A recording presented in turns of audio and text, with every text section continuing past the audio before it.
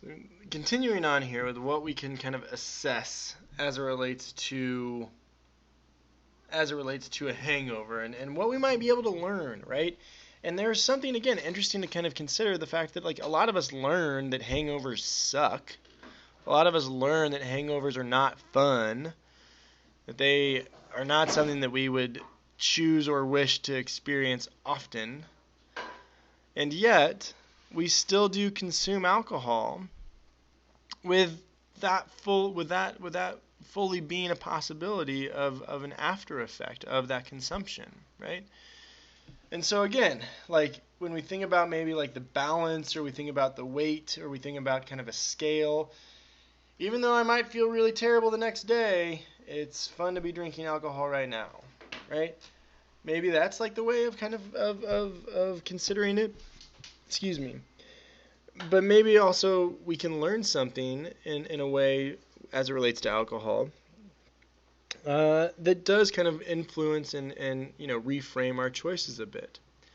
And then lastly here, just to again kind of offer another insight, and I know that some of you are probably going to push back on this, but that's totally fine. And I mentioned this in the previous video, but it's interesting to consider under kind of this Sartrean framework, and given what we discussed last week with responsibility, with taking responsibility or denying responsibility, and right, if we deny responsibility, we're living in what Sartre calls bad faith. Well, in that kind of context, I think it could also be noted and said that hangovers, here's the phrase, and again, I wish we could have this conversation in class, but to what extent can we, if any, use hangovers as an excuse? Okay? I'd like to claim that hangovers aren't an excuse, right? They aren't something that just happen to the body. They're something that you bring on, or that you bring into the body, for better or for worse, right?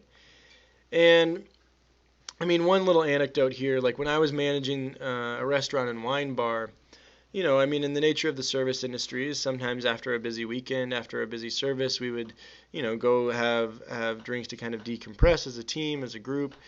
And, sometimes we would do that knowing that we all worked the next day. And it was always interesting where, as a manager, I would always find it very frustrating where somebody would, call in and say, I can't work because I'm sick. And I would always be like, you're not sick. We were just drinking last night, right? And sure, maybe you don't feel well. Maybe you don't feel, 100%. Maybe you are experiencing the after effects of drinking.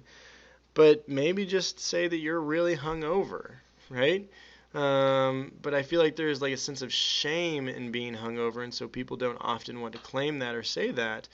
But in fact, if you're kind of like pushing responsibility on something else, or if you're not owning up for your own decisions, that is acting in bad faith, right? And so thinking about the way of engaging with a hangover is also part of this conversation, right?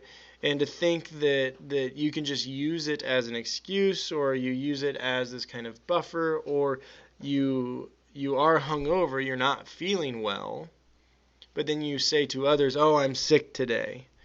Well, why are you sick? It's because you spent last night staying up till 2 drinking alcohol, right? And so, like, how do we own up for our choices? How do we kind of take on our choices? How do we kind of, understand those choices out in the world?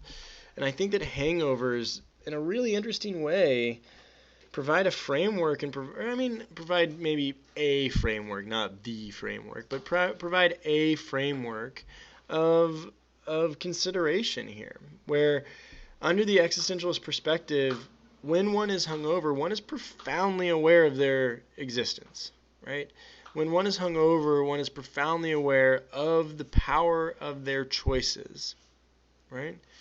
And so thinking about that as, again, maybe some sort of framework to operate in here that could lead to, I think, greater conversations and greater, perhaps, examinations. So hopefully that gives you all something to consider as it relates to hangovers, as it relates to maybe what we can learn from hangovers.